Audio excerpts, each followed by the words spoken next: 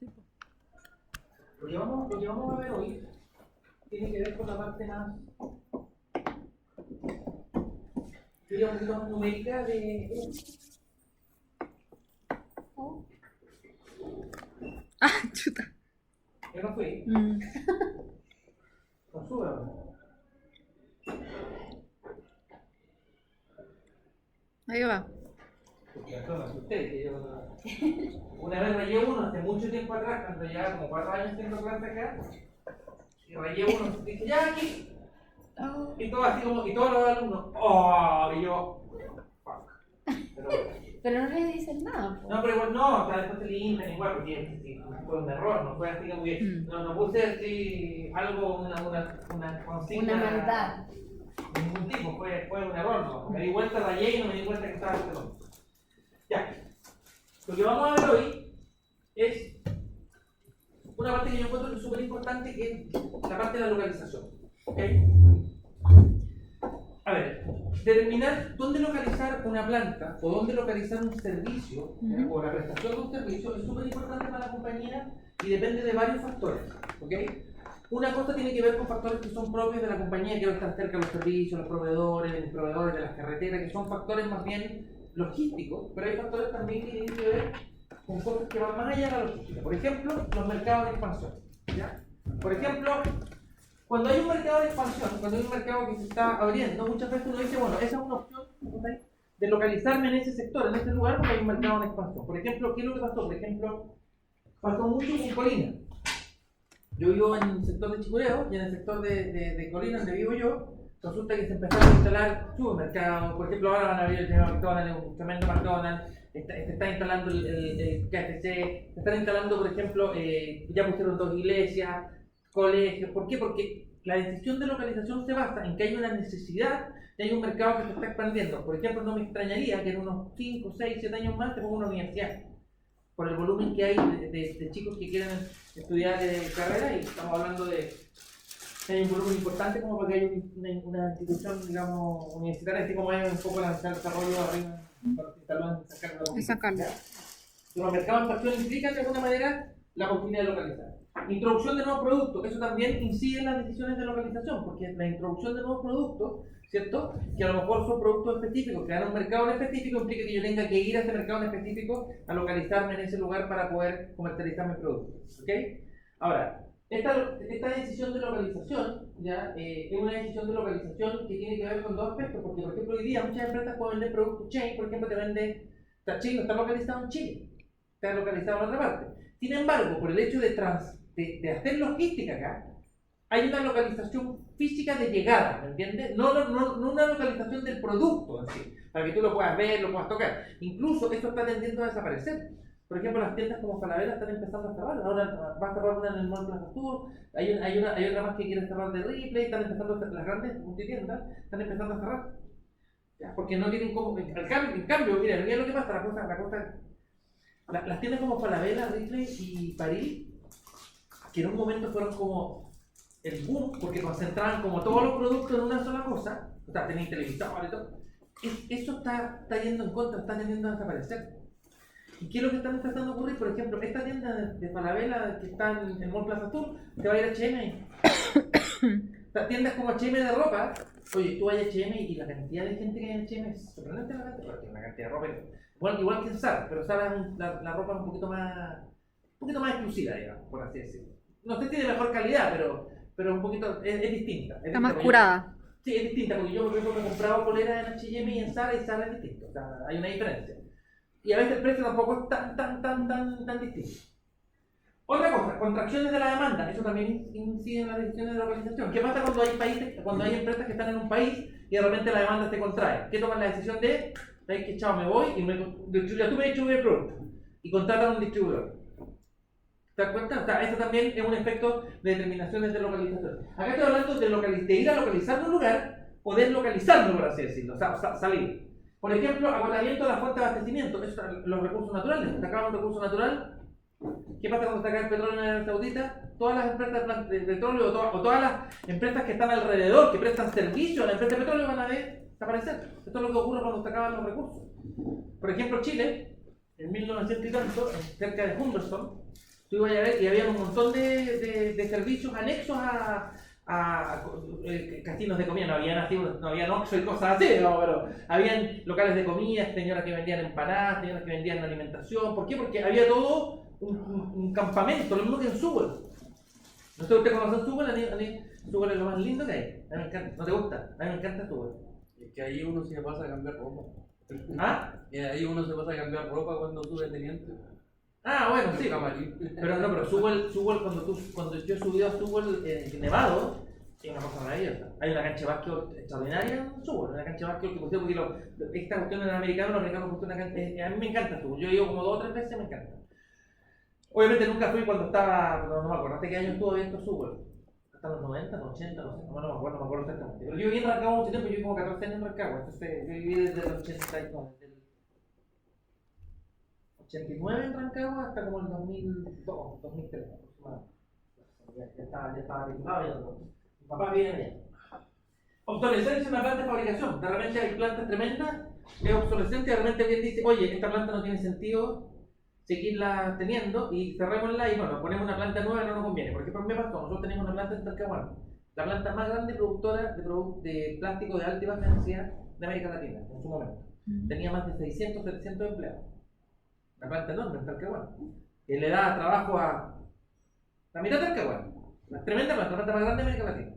¿Qué es lo que pasa? Que en la medida que fueron de esta planta no se fueron haciendo mejoras tecnológicas. ¿Por qué? Porque la otra empresa en Europa, en Estados Unidos, mejoró la tecnología y al final traer productos de Estados Unidos a Argentina, Uruguay, Ecuador, era más barato que fabricarlo acá, porque acá nosotros somos, el plástico es muy intensivo en ¿qué?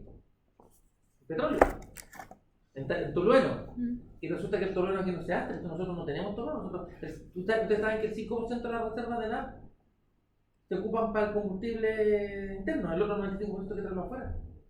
A Chile, nosotros fuéramos Venezuela, nosotros tuviéramos el petróleo que tiene Venezuela, nosotros tenemos potencia mundial. Bueno, capaz que estaríamos igual que Venezuela. No me da esa con tanta cosa, pero ¿por qué? Porque resulta que en este momento muchos de los productos de plástico y cosas aquí no se podían producir acá porque era muy caro. Entonces llegó un momento en que el plástico que venía de Estados Unidos o el plástico que venía de otras partes del mundo bajó tanto el precio que acá no tenía sentido producir. Entonces miraron la planta y dijeron no, esta planta tenemos que cerrarla en los próximos años. Y la planta la cerraron el año 2011. Y se cerró la planta. Un día dijeron, señores, quedaron 10 personas en la planta, solamente para hacer el proceso de cierre, de mantenimiento, porque no podéis dejar la planta botada, porque si no te vas a... Sino que el proceso de cierre, de desmantelamiento y todo, quedaron 10-15 personas aproximadamente y se cerró definitivamente, así cerrada con llave, con todo, en 2018, cuando yo no estaba...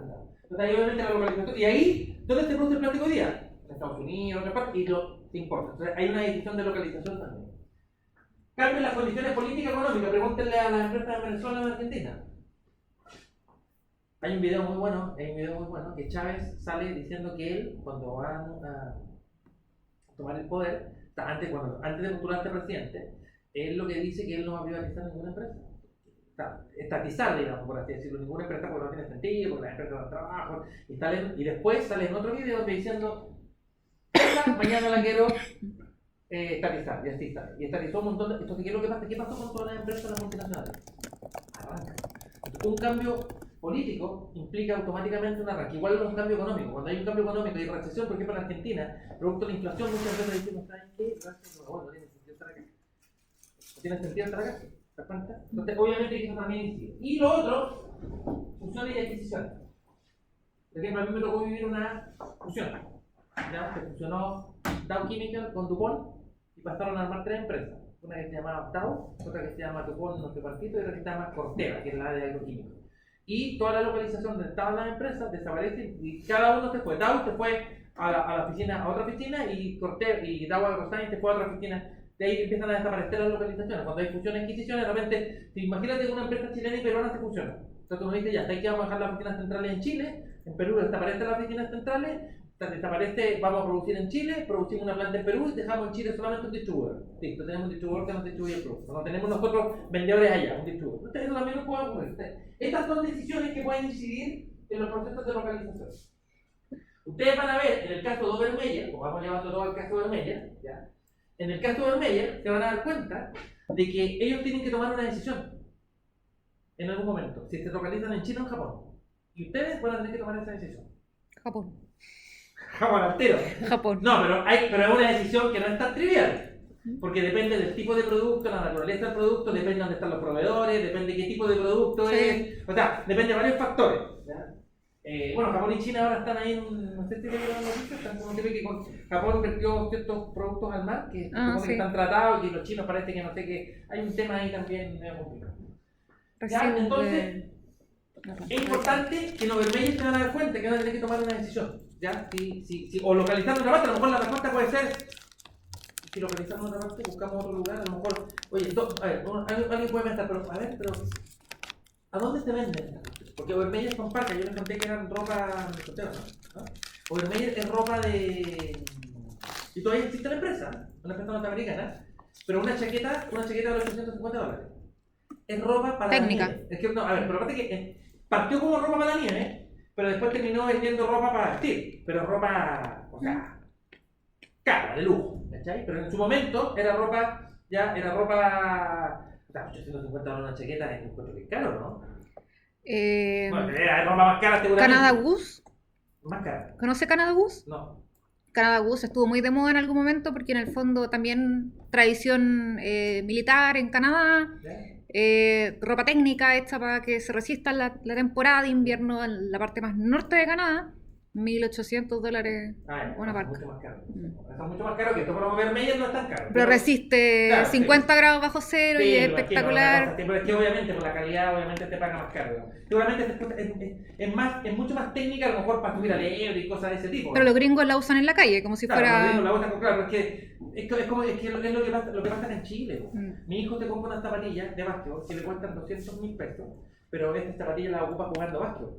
Tú vayas a ver el otro día fuimos no sé dónde, aquí una tienda que es experta en básquetbol, y tú lo que estás viendo tu caché, que esto no juegan básquetbol. Bueno, de este corte conocí unas medallas con unas zapatillas de una Jordan. Juega básquetbol. Bueno, un poco lo que pasa. Pero son productos, a lo mejor no súper caros, pero son productos mucho más caros. O sea, mucho más caros que Columbia, que North, que bueno, en realidad estas marcas son acá como marcas baratas. O sea, para nosotros, para la gente de acá no, pero en Estados Unidos obviamente son marcas baratas. Las alternativas de localización pueden darse por distintas razones, aparte de las razones anteriores. Por ejemplo, pueden ser expandir una instalación existente. O sea, yo también, refuerzo la localización que tengo. O sea, estoy localizado en un lugar y voy a expandir esa instalación existente. Obviamente, si existe el espacio y la localización actual es la adecuada. También lo que puedo hacer es decir que no voy a instalar acá y voy a instalar el exceso de producción en otra parte. Solamente se puede dar. ¿Ya? Eso ocurre muchas veces cuando tú estás en un lugar donde estás y estás en la transición. En general lo que te hace, tú estás en un lugar y haces la transición de un lugar a otro. Otra forma también es crear nuevas instalaciones en nuevos lugares. O sea, decir, mira, hasta que no me voy a instalar aquí, creo que es mejor que nos cambiemos de ubicación y nos instalemos en otra parte. A lo mejor esta planta es muy antigua, estamos lejos de las carreteras, nos quedamos fuera de las carreteras, aquí los tráficos es muy complicado, entonces hay que nos vamos a mover a otro lugar y vamos a poner las instalaciones nuevas en otro lugar. En general, esto se da cuando hay cambios de tecnología. Por ejemplo, si yo me instalé aquí, llevo 2 años, con una tecnología que está adaptada a este lugar, yo no me voy a cambiar a otro lugar haciendo todo este cambio. En general, cuando uno dice, mira, llevamos 25 años acá, la tecnología tenemos que cambiarla, aprovechemos de cambiar la tecnología y a cambiarnos de lugar, porque este lugar lo elegimos hasta 25 años. Era genial hasta 25 años, hoy día no tiene mucho sentido. Y lo otro es cerrar instalaciones en algún lugar y abrir en otro. Eso también genera grandes costos, un poco lo que estoy diciendo, cerrar un lugar, irme a otro lugar, pero a veces cuando hay cambios de tecnología, a veces se justifica. Y a veces también tiene que ver con cambios significativos en el volumen de producción. Lo que pasa es que, bueno, después vamos a ver el tema de la capacidad y de alguna manera también la capacidad tiene una implicancia sobre lo que es la localización. Bueno, acá tenemos un mapa, no encontré el de Chile, está el de España nomás. No encontré el de Chile que me pareció un mapa bien interesante. Tiene que ver con las alternativas de localización. Yo voy de lo macro a lo micro. ¿Ok? ¿Qué pasa cuando yo elijo un país? O sea, cuando yo elijo un país me refiero a decir, ok, estamos eligiendo, por ejemplo, España, o estamos eligiendo Francia. Estamos hablando a nivel una empresa multinacional que tiene que decidir dónde instalarse. ¿Ok? Ok, nos vamos a instalar en España, perfecto. ¿Por qué decidimos instalarnos? ¿Cuáles son las características, las variables, los elementos que debemos considerar a la hora de determinar si efectivamente nos vamos a instalar ahí o no? Por ejemplo, primero las disposiciones legales. Eso es un tema súper importante. Porque si desde el punto de vista legal no hay ningún impedimento, las leyes son claras, se respeta la Constitución, no se toman las empresas, no hay ningún tipo de este problema, bueno, este es un tema que es un factor importante. Por eso hoy día hay muchas empresas que no se instalan en Venezuela porque no saben si al instalarte los van a expropiar o no. ¿Te das cuenta? Obviamente que es un tema. Otro tema que es importante, los aspectos culturales y económicos. Eso también incide en la localización. O sea, si yo tengo un producto, por ejemplo, los españoles son muy buenos para la pesca. O sea, los españoles son estos que se van de vacaciones un mes. Los gringos, todo lo contrario, los gringos no se toman estas vacaciones monstruosas de 2 semanas, los gringos se toman vacaciones de 2 o 3 días. ¿Sabes lo que les gusta hacer a los gringos? Los gringos les gusta, bueno, depende de donde estén, pero por ejemplo el gringo que está en Miami, ¿sabes lo que hace? El fin de semana toma barco, crucero. Se toman el crucero el viernes y vuelven el domingo. Y esto para ellos son vacaciones, y esto es lo que hacen de vacaciones. El gringo es más corto, el español no, el español se va a 30 días y vuelve a los 30 días con crisis de pánico para volver a trabajar. Y el español, por ejemplo, sale del trabajo, ¿ya? Por ejemplo, trabajan de 8 a 5 de la tarde, a las 5 de la tarde el español no se va a su casa. No todos, pero a las 5 de la tarde se van a un bar, se van a tomar, van a ver teatro. O sea, es distinto el aspecto cultural. Entonces, si tú vas a vender un producto que tiene que ver con la vida de noche, con un producto alcohólico, o a lo mejor teatro, cine y cosas así, en España que hay disparado. Lo mismo que en Buenos Aires también se da mucho eso. Pero tú, por ejemplo, acá en Chile, por ejemplo, tú a las 8 o 9 de la noche ya los bares no están abiertos. Aquí por ejemplo, Buenos Aires o por ejemplo Las Vegas son ciudades que no duermen prácticamente. Acá es completamente distinto. Entonces, obviamente los aspectos culturales y económicos también inciden en la localización. Y la parte económica también es importante. Si un país está en crecimiento, si un país que tiene la mano de obra necesaria para un proceso y este tipo de cosas. Otra cosa importante, la situación de los mercados. También es importante en el país donde me voy a localizar. ¿Te acuerdas? Si hay mercados emergentes, si hay nuevos productos, si por ejemplo hay crecimiento, si por ejemplo hay posibilidad para llegar con productos nuevos, innovadores, que los van a aceptar. O sea, también eso también es un factor importante de localización. Por ejemplo, el aspecto, ¿por qué se instala acá en Chile Zara? ¿Por qué se instala H&M? ¿Por qué se empiezan a instalar empresas así? Porque el mercado chileno era muy atractivo porque nosotros éramos en algún momento productores de ropa. Se producía mucha ropa. ¿Y qué es lo que pasó? Que se dejó de producir ropa. Hoy día prácticamente nadie produce ropa en Chile, o sea, es muy poco, hay ciertas producciones, pero a gran escala no, son más bien producciones de diseñadores, cosas mucho más específicas. O sea, la ropa a escala la gente la compra en H&M y la compra en Zara o en las multitiendas. Incluso las mismas tiendas que tienen marca propia, la marca en realidad no fabrican acá en Chile, se la traen de afuera y le ponen simplemente la etiqueta, digamos, del país. Disponibilidad de mano de obra y costo. Obviamente que es importante. Yo cuando me voy a localizar en un lugar, si yo quiero fabricar vehículos, por ejemplo, en España ya quiero poner una planta, obviamente tiene que haber gente que sepa de mecánica, tiene que haber gente que sepa de ensamblaje, tiene que haber disponibilidad de acero, tiene que haber disponibilidad de cobre, qué sé yo. Hay un montón de elementos que son importantes. Por qué en Chile no hay plantas para producir vehículos? Porque es ridículo. Imagínate comprar un vehículo en Australia y yo sacar, producir un auto que haya en Australia es una locura. ¿Te das cuenta? No tiene sentido. ¿Cachai? ¿O por qué? Porque Chile está muy lejos en términos de transporte. O sea, no es lo mismo mover un perno, que un perno te lo lleváis en la maleta, que mover un vehículo. ¿Te das cuenta? O mover un barco, mover algo mucho más grande, obviamente que es más complejo. Eso también es importante. Otra cosa, productividad de mano de obra. ¿Qué tan productivos son en un proceso las personas? O sea, me refiero a la productividad de algo que nosotros ya vimos. O sea, la productividad de mano de obra es efectivamente la mano de obra es capaz de producir técnicamente algo, o sea, de manera efectiva, pero al menor costo posible. Otra cosa, disponibilidad de energía y suministro. Cuando yo tengo un producto o un servicio que es alto o un gran porcentaje o con mucha intensidad, por ejemplo, suponte petróleo, por ejemplo, si quiero fabricar plástico, o por ejemplo, el proceso productivo necesito unas máquinas que están funcionando permanentemente y lo que tengo que usar es gas, o lo que tengo que usar es tolueno, petróleo, crudo, una cosa así, indudablemente eso también genera un efecto sobre si están la disponibilidad de energía y suministro. Y los suministros tienen que ver con que si yo en el proceso productivo tengo los suministros que necesito para fabricar el producto o hacer el servicio. Otras cosas, por ejemplo, el tipo de cambio. El tipo de cambio también es importantísimo. ¿Por qué? Porque si yo, por ejemplo, llego a España, ahí yo puse como ejemplo España, pero si yo llego a España y tengo que importar muchos productos y la moneda española está devaluada, obviamente que eso tiene un impacto porque yo tengo que pagar los sueldos en pesos, en este caso en peseta, digamos, en este caso en euros, digamos, y yo tengo mi paridad euro-dólar, ¿me entiendes? Esta paridad de euro-dólar, obviamente si la moneda está devaluada, implica que si yo importo cosas desde China en el proceso productivo, obviamente con una moneda devaluada necesito más euros por cada dólar, y eso también afecta obviamente los costos al final. Riesgo político, también el riesgo político es súper importante. ¿Es un país con alto riesgo político o no? La situación de los mercados también se podría ver a través de lo que es riesgo país. ¿Ya? Los indicadores de riesgo país también son importantes a la hora de tomar decisiones. Y el riesgo país está asociado principalmente al riesgo crediticio, ¿ya? Que tiene que ver si los países pagan o no pagan sus deudas, en cierta forma. ¿Ya?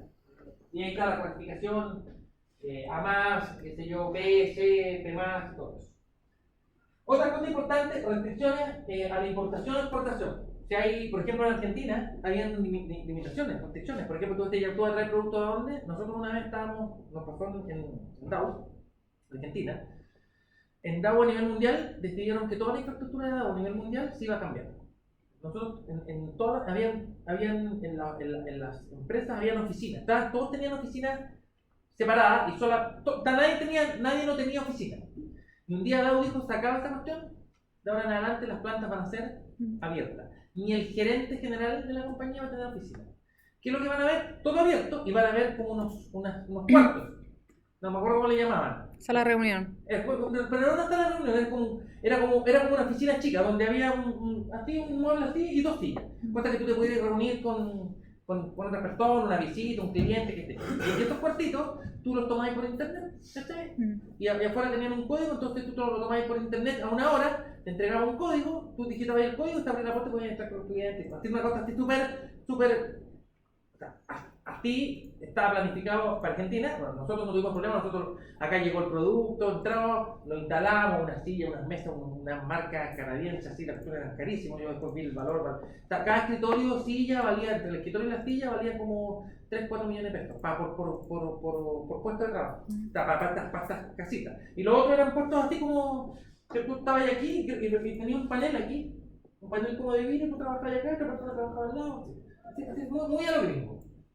Bueno, en Argentina se hizo la coordinación con Argentina y todo, llegan los productos en barco.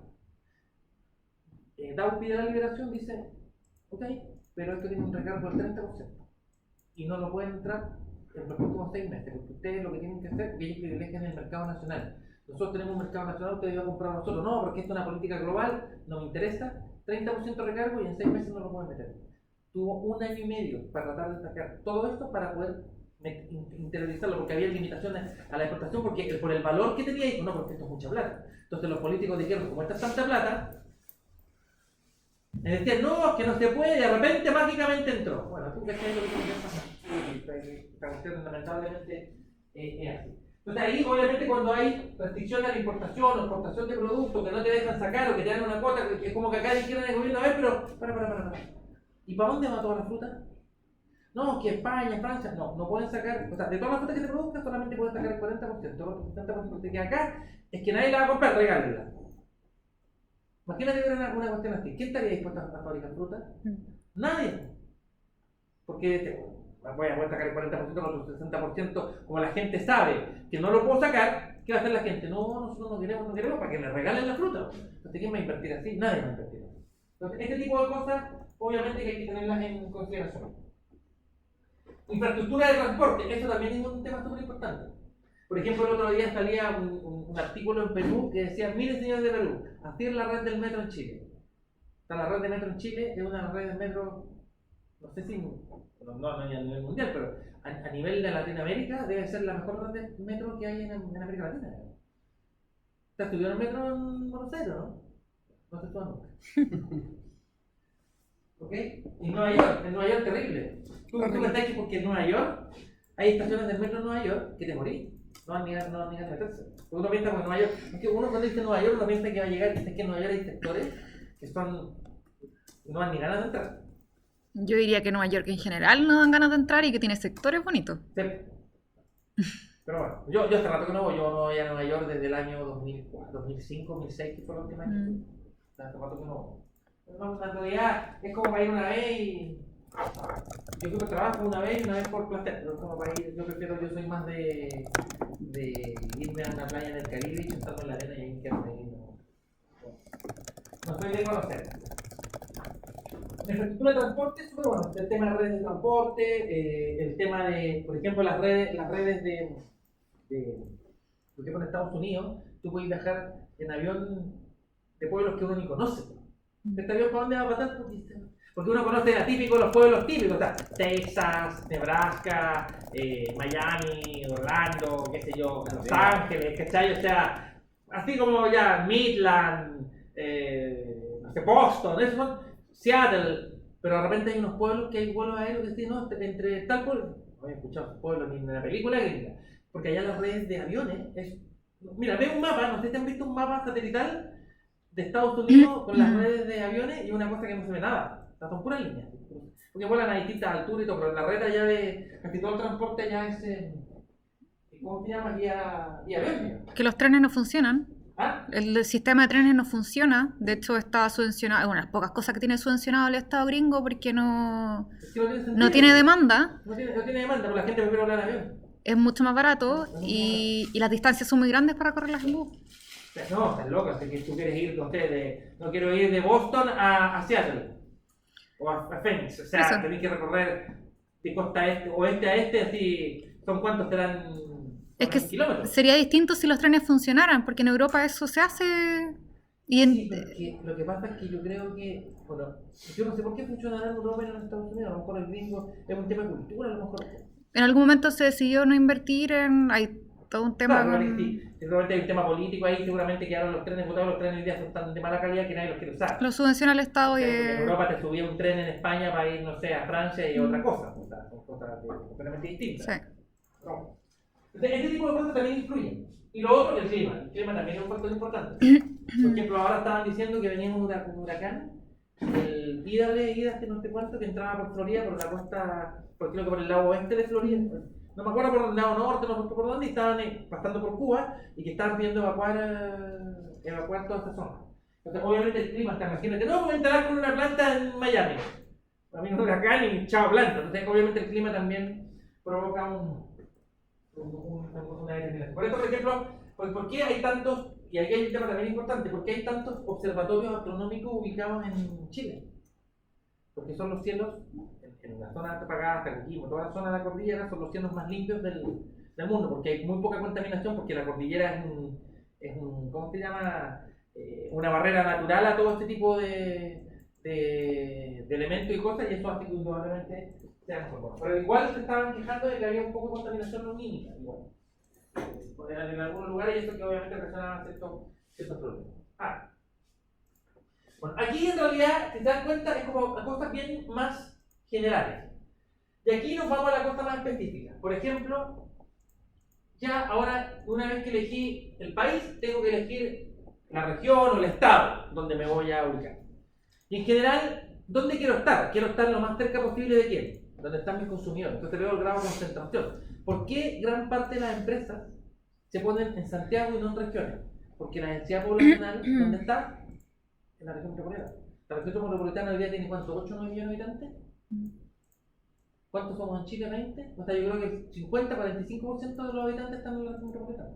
Y las distancias son muy largas para mover de cualquier... ¿Ah? Y las distancias son muy largas para Y mover las de cualquier distancias son muy largas. Entonces, claro, ir por ejemplo aquí a Concepción. Claro, Concepción es el otro polo, porque creo que la segunda es Concepción y tercero Valparaíso, si no me equivoco. Yo creo, sí. Creo que tercero Valparaíso es Antofagasta, no estoy seguro. Pero bueno, Antofagasta es como moverse así en todo Chile, pero la gran parte de la población está concentrada en Santiago. Y a mí me pasa que hay mucha gente que está en Curicó, de repente necesita algún médico y tiene que venir a Santiago. Porque allá el oftalmólogo dice, no, es que yo no soy especialista en eso. Es que yo no soy especialista en eso. Y los especialistas están todos acá. Entonces, obviamente que yo quiero estar donde están mis consumidores. Obviamente no me voy a ir a instalar. Yo aquí llego acá a Chillán, instalémonos en Bifiri. En el límite con la. No tiene sentido, que me voy a instalar donde están los consumidores. Otra cosa importante, el grado de sindicalización también es un tema importante a la hora de elegir. Porque hay países, por ejemplo en Chile, los sindicatos en general es súper relajado. Pero en Estados Unidos hay estados donde los sindicatos tienen mucho más poder que nosotros porque cada estado tiene sus propias leyes. Entonces eso obviamente ya no... Acá en Chile instalarte desde el punto de vista de sindicalización da lo mismo. Si ya estás en Chile, en cualquier parte donde te instales es lo mismo, pero en otras partes no es así. ¿Okay? Es lo mismo que en temas de impuestos. Po. Por ejemplo, en Estados Unidos los impuestos no son los mismos. En Miami un impuesto, en Nueva York otro impuesto, el impuesto a los bienes y servicios es distinto.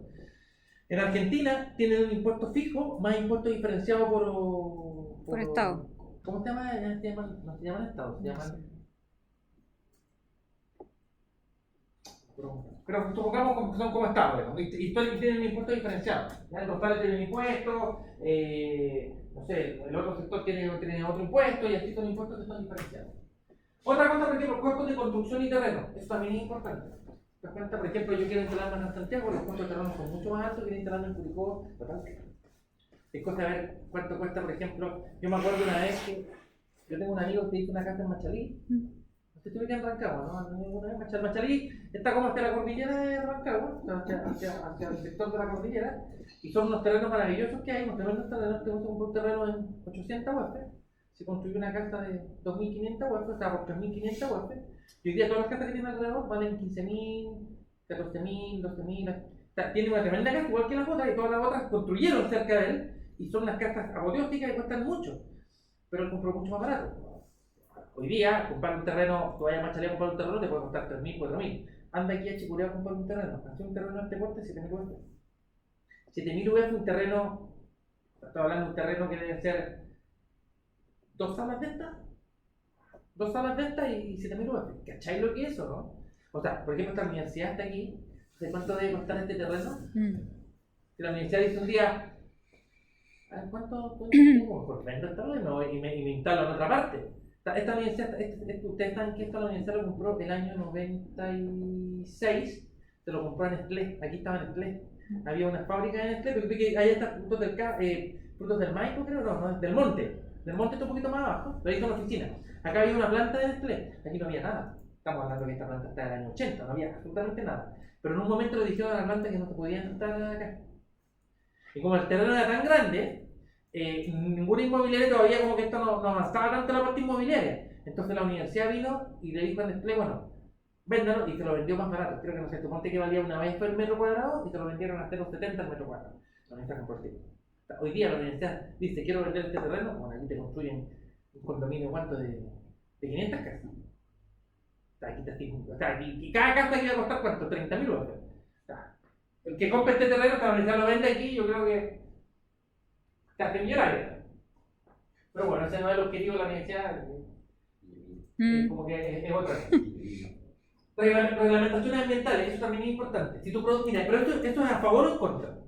Por ejemplo, hoy día, empresas que son muy ambientalistas, que se vienen a instalar en Chile, tienen una ventaja tremenda. Porque no van a considerar así. Pero si imagínate viene una empresa que viene a instalarse en Chile, que es muy contaminante, lo más probable es que la regulación, el marco regulatorio, no lo es. Aunque la REP ahí está votada, qué terrible esto que no haya avanzado bien esta cuestión. ¿Sabes lo que es la REP, no? Responsabilidad. Sí. Se me fue la E. La ley REP es responsabilidad extendida del producto. Extendida del producto. ¿Verdad? Y eso al final como que no transpira mucho. O sea, no, que el que produce es responsable del envase, y ahí como que la cosa, esto como que tienen estas leyes rimbombantes y después quedan ahí en el camino. Pero igual Chile, desde el punto de vista medioambiental, tiene un marco regulatorio bien sólido, ya que esto obviamente tiene incidencia. Disponibilidad de materiales también es un tema importante, vamos a avanzar un poquito más rápido, no me voy a quedar pegado.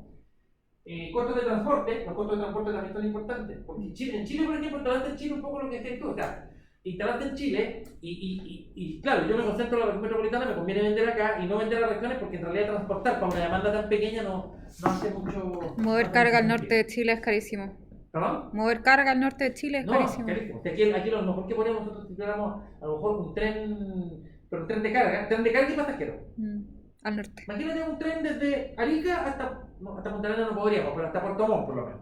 Porque para allá tendría que volarlo, no podría. Pero imagínate un tren que recorra todo Chile, un tren de, no sé, te voy a poner un ejemplo, suponte que tenga, no sé, 500 metros, 600 metros y que sea de carga y que sea de pasajero, yo creo que podría ser rentable. Pero al norte, porque por último al sur igual hay servicio y hay opciones porque hay agricultura allá, entonces de mover carga de un lado para otro, pero al norte uno manda cualquier cosa y de Claro. vuelta te volvís con eso vacío y Claro. te sale 10 veces lo que sale mover Obvio, al lado. tiene sentido. Pero claro, por último volví con gente, ¿cachai? Igual un tren bala. Que Por eso, un tren al norte. 300 kilómetros por hora. Mm. Capaz que en 300 kilómetros por hora yo creo que Rancagua llegáis en 25 minutos. O sea, sería la raja de moto. Imagínate los carros que veas, 30 bolas. ¿Tengo que mencionar la moto? Ay, no, está Incentivo de las autoridades. Muchas veces las autoridades tienen incentivos para que tú te instales en una parte, que es una exención de impuestos o algo que ayude a que de alguna manera desarrollar los puertos. Que es una de las cosas que este gobierno nunca ha hecho. Teniendo tanto cobre acá, ¿por qué no le ofrece a una empresa canadiense? Por ejemplo, hay una empresa canadiense que fabrica utensilios de ¿cómo se llama esto? Quirúrgico. El cobre es más del 99% de las bacterias y fabrican artículos quirúrgicos para operaciones en base a cobre, pero lo fabrican en Canadá. Canadá tampoco tiene mucho cobre.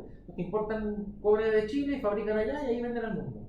Pero uno podría decir, ok, yo te vendo el cobre, vente para acá, instálate acá, yo te hago una exención de impuestos, el costo es más o menos para ti, pero acá te genera trabajo, empleo y todos los servicios anexos. O sea, como que nunca han pensado bien eso. Yo preferiría tener una empresa que no te cobra ningún impuesto. Pero te quedas instalado acá, y los cargos directivos, no sé, el 50% de los cargos directivos tienen que ser chilenos, y obviamente todos los cargos de menor nivel jerárquico tienen que ser todos chilenos, y esto fomenta todos los servicios anexos. Entonces realmente nadie te ha puesto a hacer los cálculos. Yo creo que nadie ha hecho los cálculos bien, o no conviene a lo mejor es impopular decir una empresa, no le voy a hacer una multinacional que no le voy a cobrar impuestos. A lo mejor puede ser que sea un tema impopular, pero hay que ver, por lo mejor. Oye, hoy día no tenemos nada. Tener una empresa que no pague impuestos, de no tener nada, pero que dé trabajo, que genere un Producto Interno Bruto, que genere movimiento, hace que se generen un montón de servicios en torno a esto. Entonces yo creo que ahí, como que no hemos, siendo un país que está tan lejos, creo que no hemos sido inteligentes en manejar este tipo de situaciones. O a lo mejor no les interesa tanto. Con infraestructura de transporte también y clima. Luego, un poco. Ya aquí ya me voy a instalar, ya elegí, por ejemplo, la región metropolitana, ¿a dónde, en qué comuna me instalo? Ya, ok, me voy a instalar en Quilicura, me voy a instalar en San Bernardo, en No. Entonces empiezo a tomar otras cosas que son ya más específicas.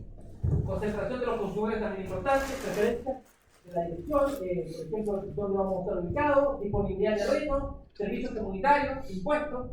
Ahora aquí dice impuestos porque en España también ocurre que las regiones tienen pagos de dispositivos también distintos, ¿ya? Entonces también eso hace que el puerto está dicho así. Acá en Chile eso no que porque a lo mismo del Intal y para ellos el mismo impuesto. Costos de transporte, incentivo a la autoría, y hay cosas que se tienden a repetir. Pero estas ya son cosas más propias de la región, de la comuna. ¿Te cuenta? A lo mejor no es lo mismo estar en Cataluña, haber elegido Cataluña, que haber elegido País Vasco, o haber elegido, no sé, el Puerto Cádiz, digamos, en Sevilla, ¿cierto? Por acá abajo. Vamos a estar en el Puerto Cádiz. ¿Qué? ¿Alguna vez tienen la oportunidad en España? Vayan al Puerto Cádiz. Es realmente precioso. Realmente porque está hasta el Mediterráneo, hacia Marruecos, digamos, se ve Marruecos al otro lado. Es precioso. El puerto más importante de España en su época gloriosa. Ahí en España, ¿no? Sí, no, pero es el puerto histórico más importante de España en su época gloriosa, todo salía por Cádiz, entonces la infraestructura. Yo fui al Puerto Cádiz, pero por una cosa muy particular. Me tocó, mi abuelo es español, era español, ya falleció, y él vivía en Logroño, y Logroño estaba al otro lado. ¿Ya? Entonces, una vez que me tocó ir para allá, fuimos mi papá quería conocer, y fuimos todos a conocer, entonces ya, y andamos con mi abuelo, eso tiene que haber sido hace unos 15 años. Y resulta que yo tengo una banda que me gusta mucho, que se llama Héroes del Silencio. No sé si alguna vez lo escucharon.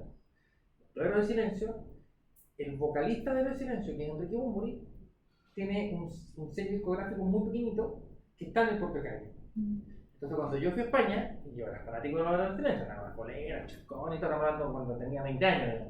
Entonces esa vez que fui dije, no, yo pesqué, agarré un bus, digamos, me acuerdo, y me fui hasta el Puerto Cádiz, que está al otro lado. La verdad que ahí me quedé como 2 días. Yo iba por una cosa muy puntual y me terminé enamorando del entorno, una cosa realmente maravillosa. Hasta que alguna vez tienen la oportunidad de hacerlo, es uno de los lugares lindos de conocer en España es. ¿Ya? Y el otro es Barcelona, mira, Madrid a mí no me gustó mucho. Madrid, además que yo fui cuando había como 40 grados de calor, pero Barcelona es lindo. Es que Barcelona tiene mucha cosa francesa, entonces es una mezcla una mezcla entre España y Francia. Y la costa de Barcelona, que está más del lado de Francia, es preciosa. Ya que alguna tiene la oportunidad, háganlo. Yo en realidad, lo único, yo en Europa he conocido muy poco, pero a mí hay cosas que me encantaría conocer en Europa, pero, por ejemplo, me encantaría conocer Praga. Praga, Checoslovaquia. Sí. Me encantaría República conocer Checa. Checoslovaquia, no sé cómo se llama. República Checa. Ya, República Checa. Entonces, Checoslovaquia, me quedé en la época cuando ¿cómo se llama? La URSS. Los soviéticos iban a tirar, Sí. iban a pelear con Estados Unidos con No, los cohetes. Me quedé en Checoslovaquia. Bueno, y ya tengo que después tomar la localización y decir, bueno, aquí estamos en Quilicura, ¿en qué calle? ¿En qué intersección? Y ahí obviamente ya empiezan cosas, proximidad a las redes de transporte, extensión del terreno, costo del terreno, restricciones urbanísticas, ya son cosas mucho más específicas. Entonces, lo que quiero que entiendan, me toca todo el tiempo para hablar de esto, pero es como que se me pasó la mano, pero que esta parte es bien interesante de entender, que ustedes entiendan que va de lo macro hasta lo más micro, o sea, para que les quede claro la película en términos de cómo uno tiene que determinar al final la localización. Pero al final, estos son los elementos que uno utiliza, pero hay técnicas para la localización. ¿Y cuáles son las técnicas? Bueno, acá están los factores que están divididos por tipo. Ya, en el otro estaba dividido como por de lo más macro a lo micro, y acá está dividido por naturaleza, por así. ¿Cuáles son los factores de estadía? ¿Cuáles son los del entorno local, infraestructura? Están más bien por naturaleza, pero se repite todo lo que estaba antes, pero que yo lo ordené acá, que esto sí lo hice yo, el otro foto que está aquí en internet. Esto lo ordené yo que dije, voy a tomar el anterior, que está de lo macro a lo micro, y lo voy a dividir en términos de naturaleza del elemento que quiero medir. Un poco para que haya una separación desde el punto de vista más explícito. ¿Cuáles son los métodos más utilizados? Los métodos más utilizados son el análisis de punto muerto, el método del centro de gravedad, el método de los factores ponderados y el modelo de transporte. ¿Okay? O modelo de localización de transporte que se le denomina para la localización. Los modelos de transporte son los que ustedes ya vieron en definición de operaciones con Luis. No sé si con Luis tuvieron, ¿no? No, Sí, con Luis. Con Luis. Sí. No sé si vieron los modelos de cuando uno determinar la localización, si localizo o no la planta en un lugar, y luego cuánto produzco de esta planta para satisfacer a los clientes, minimizando los costos de transporte. Bueno, Sí. ahí es localización de planta, pero en función del costo. ¿Ok? Esos modelos lo tienen que revisar. El modelo clásico, que uno determina con una variable binaria si instalo o no la planta, y luego que instalo la planta, cuánto produzco en esta planta para satisfacer la demanda de un cliente. Y me queda un sistema de redes que busca qué plantas instalar, cuáles no, cuánta cantidad sacar, cuánta oferta tengo, cuánto es la demanda, y muevo este producto, y eso genera un costo. Pero la idea es localizar en función del costo de transporte. Estos son los modelos de transporte que los puse al final, porque no lo voy a ver, porque esto ya obviamente fue visto en lo que es investigación de operación. Lo que sí me interesa ver es el análisis del punto muerto. Voy a ver este primero y de ahí hacemos un pequeño break. Podemos hablar como 10 minutos más o menos, y ahí para que un break yo voy a preguntar. ¿Qué es lo que considera? Considera los costos y volúmenes de producción en un gráfico para establecer comparaciones entre distintas alternativas. En realidad lo que hace es como cruzar todas las rectas de todos los potenciales volúmenes que tenga, dependiendo de las ubicaciones, para determinar en función de la producción estimada o esperada, cuál de las alternativas me conviene. Y en general dice, primero hay que determinar costos fijos y variables para cada localización. O sea, una localización va a tener un costo fijo. Los costos fijos pueden ser similares o no, en términos dependiendo de la ubicación. ¿Por qué? Porque, por ejemplo, si yo me ubico en Concepción, a lo mejor el cable que tengo que comprar con internet es mucho más barato que a lo mejor en la región metropolitana. El agua no vale lo mismo en la región metropolitana que a lo mejor en el norte. La electricidad tampoco tiene el mismo costo, porque estoy pensando en gastos fijos. Los sueldos también pueden ser un costo fijo, ¿cierto? Que de la parte administrativa, y lo que se paga en Santiago no es lo mismo que se paga en regiones. ¿Me entienden la idea, no? Los costos variables también son distintos. ¿Por qué? Porque si yo tengo mi planta en Santiago y resulta que el producto, la materia prima, llega al puerto de Valparaíso, mi costo de transporte de materia prima es 140 kilómetros. Ya ni sé cuántos kilómetros es, 110 kilómetros. Pero si yo, por ejemplo, tengo la planta en Curicó o en Talca y la materia prima llega a Valparaíso, ya estamos hablando de 300 o 400 kilómetros. Entonces este me cuadriplica mi costo de transporte unitario de la materia prima. ¿Me entienden la idea o no? Entonces esto también es importante. Y por ejemplo, en general, si yo voy a comprar, por ejemplo, un producto, a lo mejor en una zona como Curicó y Talca, y tengo que comprar producto de embalaje, capaz que el tipo que me venda en Curicó me vende más caro que el de Santiago. Entonces tengo que ver si traigo de Santiago y transporto, o compro en Curicó para compensar el costo de transporte. Entonces los costos van cambiando. Entonces las ubicaciones, independientemente de ser, los costos fijos y variables tienden a ser distintos. No tienen por qué ser lo mismo. Entonces lo que nosotros vamos a establecer es para cada localización el costo fijo y costo variable y por lo tanto vamos a tener una ecuación de costos. Tengo un gráfico donde el volumen de producción se ubica en el eje Y y los costos en el eje Y. ¿Ok? Tengo volumen de producción en el eje Y y los costos en el eje Y. Esto está mal, es al revés. Son los costos en el eje Y y el volumen de producción en el eje Y. Esto está al revés, ¿ya? Probablemente estoy bien mal. Y seleccionar la localización que proporcione el costo total mismo. ¿Ok? Entonces, vamos a ver. Tenemos lo siguiente. Dice, usted analista de Acevedo, se plantea la construcción de una nueva planta en 3 localizaciones. Mira, vamos a tener 3 ecuaciones. La primera ecuación dice que los costos fijos anuales de las ubicaciones son 30.000, 60.000 y 110.000. Entonces uno dice, ok, tenemos que el costo total es el costo fijo más el costo variable por la cantidad. ¿Ok? Así funciona cualquier ecuación de costos. O sea, el costo total es el costo fijo más costo variable por cantidad. Entonces, el costo total de la primera ubicación, que está dada como Akron, va a ser el costo fijo, que dice que son 30.000, más el costo variable, que dice que es 75. 75.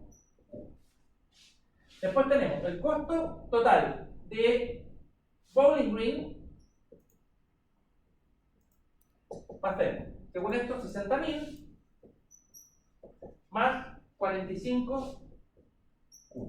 Y finalmente, el costo total de Chicago, mira, ahí se me olvidó la ciudad de Chicago, es igual a 110.000 más 25. ¿Me siguen la idea? Entonces yo, con los datos, obtengo la ecuación de costo fijo y costo variable. Y estas son rectas, pero como tienen distintas pendientes, se van a cruzar entre ellos. ¿Qué es lo que va a quedar? Va a quedar esto. Entonces acá está el costo anual y acá está el volumen. Esto estaba al revés, decía yo. En el X está el volumen, en el Y está el costo. Entonces, ¿qué es lo que ocurre? Que yo empiezo a graficar la recta. La roja es Akron, y obviamente, porque es la que tiene la pendiente mayor, ¿se cuenta? Es más empinada. Después, ¿cuál viene?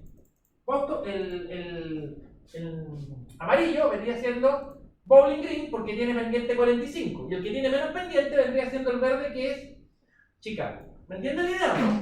Entonces, cuando uno cruza, cuando uno intersecta acá, dice, mira, acá en realidad lo que uno hace es súper fácil, porque lo que uno hace es igualar estas dos, y luego igualar estas dos. Y lo que obtienes son los cubos. ¿Me entiendes? Entonces, cuando intersectan la roja, que es Akron, con la amarilla, que es Bowling Green, o sea, cuando intersectan estas dos, lo que obtienen es un. ¿Esto qué significa? Que en esta intersección es 1000. Significa que si yo produzco entre 0 y 1000, de las 3 opciones, la que tiene menos costo total es Akron. Después, acá me queda, esto da lo mismo, porque la intersección de allá es la que me importa. Esto no me genera problema, porque aquí esto siempre está por debajo. Entonces esta intersección no me interesa.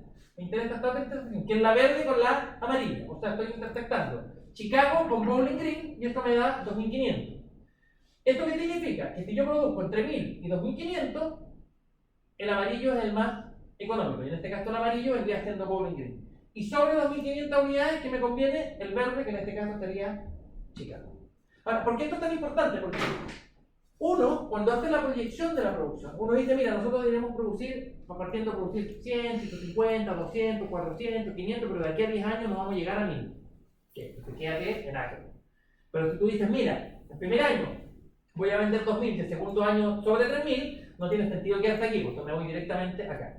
Ahora, obviamente, obviamente la localización uno la está eligiendo permanentemente. Uno en general, cuando elige una localización, lo que espera es que los activos que tienen esa localización, depende de la durabilidad que tienen, ese es como el tiempo que uno se proyecta. ¿Te das cuenta? Uno proyecta el costo de la localización de inversión en función de la depreciación de los activos, o de la vida útil de los activos. Entonces, uno obviamente, dependiendo de dónde va a estar, que yo nunca voy a superar las 1000 unidades, instálate acá. Si en general me voy a mover entre 1000 y 2500, te instalas acá, y sobre, obviamente, te instalas ahí. Entonces, tú tomas el análisis del punto muerto, lo que busca es tratar de determinar, en función de cuánto va a ser la unidad o el volumen que vas a mover, determinar cuál es la localización que más te conviene desde el punto de vista del costo. ¿Ok? Vamos. En las 8:05 hagamos un pequeño break y seguimos.